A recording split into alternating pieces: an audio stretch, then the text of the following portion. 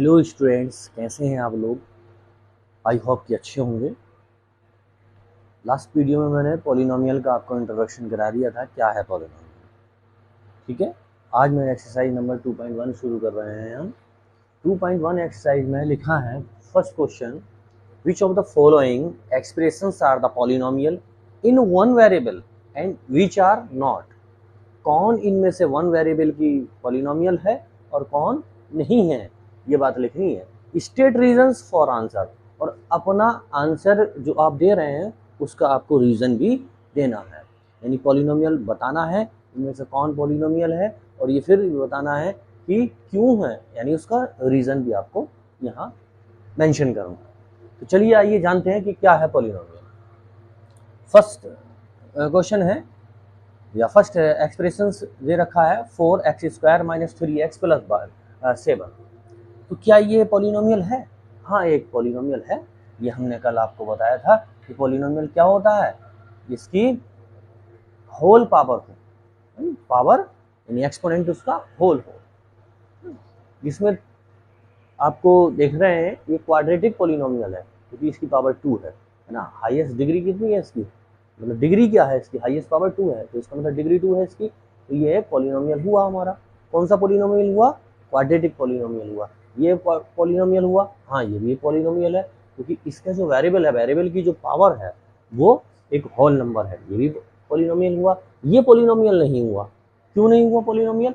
क्योंकि इसका जो वेरिएबल है वो t है, और t की जो पावर है ये देखिए, अंडर रूट का मतलब होता है 1/2, है ना। तो 1/2 a fraction, not a whole number.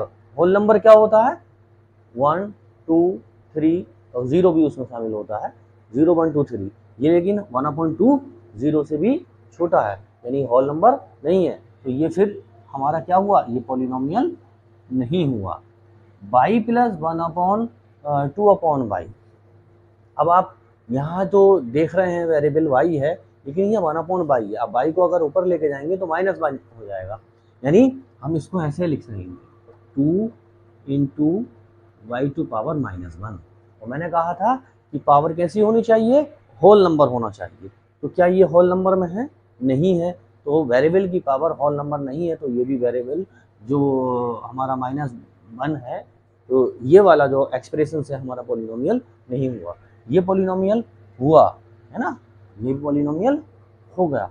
लेकिन अब इसकी वजह बतानी है आपको, इसके कारण लिखने हैं, इसके रीजंस लिखने हैं कि भाई ये और ये, यानी 1 to 5 आपका पॉलिनोमियल है, 3 4 पॉलिनोमियल नहीं है। कितने वेरिएबल का है? उसने कहा है कि 1 variable and which are not. कौन 1 वेरिएबल का है और कौन 1 वेरिएबल का नहीं है? तो ये 1 वेरिएबल का है क्योंकि इसमें जो वेरिएबल यूज किया गया है वो x यूज किया गया है, केवल x यूज किया गया है ना। तो 1 वेरिएबल का कौन हुआ? 4, यानी फर्स्ट वाला क्वेश्चन 1 वेरिएबल का हुआ, सेकंड वाला 1 वेरिएबल का हुआ, लेकिन थर्ड वाला पॉलिनोमियल तो हुआ लेकिन 1 वेरिएबल का नहीं हुआ। कितने वेरिएबल का हुआ? 1 वेरिएबल है, 2 3, ये 3 वेरिएबल है। तो हम यहाँ लिखेंगे 1 और सेकंड, यानी फर्स्ट और second are 1 variable polynomial.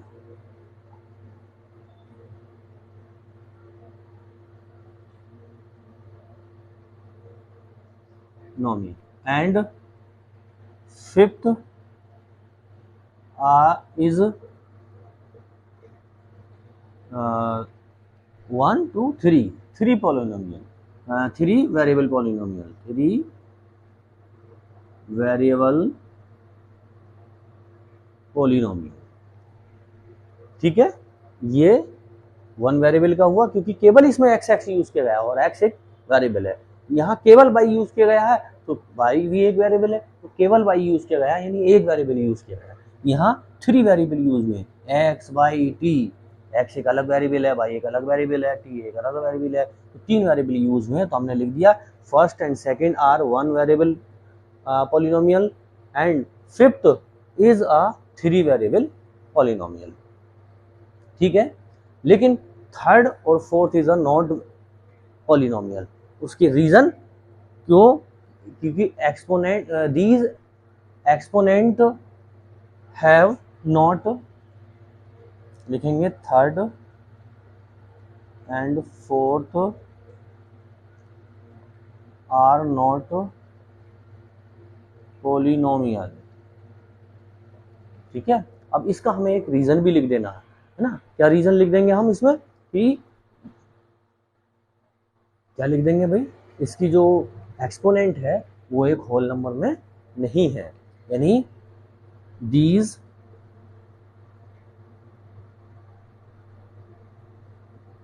exponents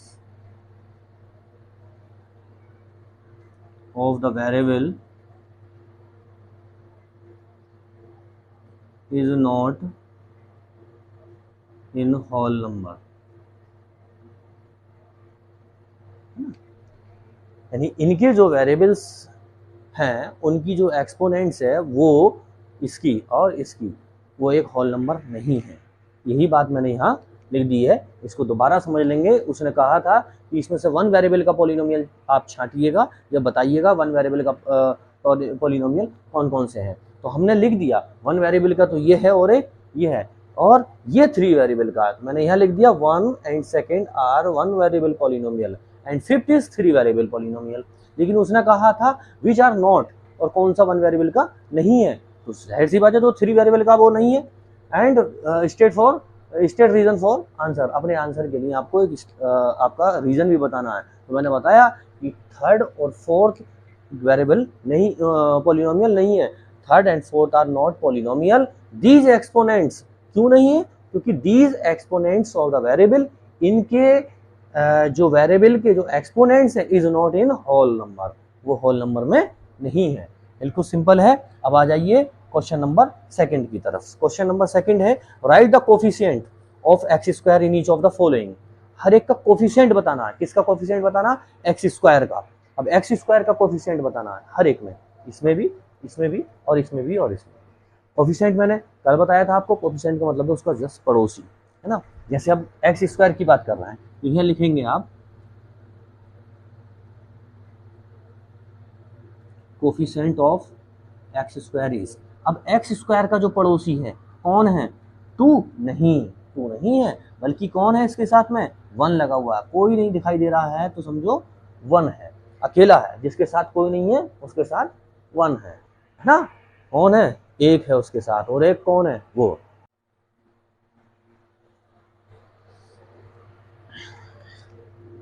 चलिए, एक्स स्क्वायर का कोफिशिएंट कौन है?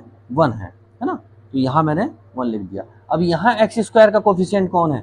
कोई नहीं है, वन है, तो इसका भी वन हो जाएगा। लेकिन यहाँ माइनस है तो माइनस वन लिखेंगे। अब इधर एक्स स्क्वायर का जो कोफिशिएंट है पाई बाई टू है, उसमें हमने पाई बाई टू लिख दिया, क्योंकि एक्स स्क्वायर का जो पड़ोसी है पाई बाई टू है। इधर कोफिशिएंट ऑफ एक्स स्क्वायर है ही नहीं, यानी एक्स स्क्वायर ही नहीं है, तो फिर यहाँ कोफिशिएंट को क्या हुआ? वन, जीरो हो गया, सॉरी जीरो लिख देंगे। ठीक है, इसको एक बार आप नोट कर लीजिए, या फिर मैं आगे आपको थर्ड क्वेश्चन अभी करा दें।